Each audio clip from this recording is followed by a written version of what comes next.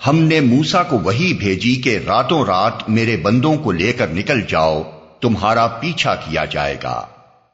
اس پر فرعون نے فوجیں جمع کرنے کے لیے شہروں میں نقیب بھیج دیے اور کہلا بھیجا کہ یہ کچھ مٹھی بھر لوگ ہیں اور انہوں نے ہم کو بہت ناراض کیا ہے، اور ہم ایک ایسی جماعت ہیں جس کا شیوا ہر وقت چوکنا رہنا ہے۔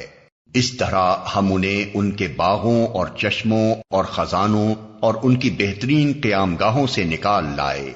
یہ تو ہوا ان کے ساتھ، اور دوسری طرف بنی اسرائیل کو ہم نے ان سب چیزوں کا وارث کر دیا۔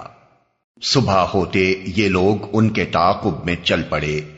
جب دونوں گروہوں کا آمنا سامنا ہوا تو موسیٰ کے ساتھی چیخ اٹھے کہ ہم تو پکڑے گئے۔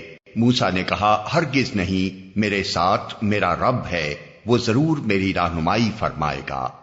ہم نے موسیٰ کو وحی کے ذریعے سے حکم دیا کہ مار اپنا عصا سمندر پر، یکا یک سمندر پھٹ گیا اور اس کا ہر ٹکڑا ایک عظیم الشان پہاڑ کی طرح ہو گیا۔ اسی جگہ ہم دوسرے گروہ کو بھی قریب لے آئے۔ موسیٰ اور ان سب لوگوں کو جو اس کے ساتھ تھے ہم نے بچا لیا اور دوسروں کو غرق کر دیا۔ اس واقعے میں ایک نشانی ہے، مگر ان لوگوں میں سے اکثر ماننے والے نہیں ہیں، اور حقیقت یہ ہے کہ تیرا رب زبردست بھی ہے اور رحیم بھی۔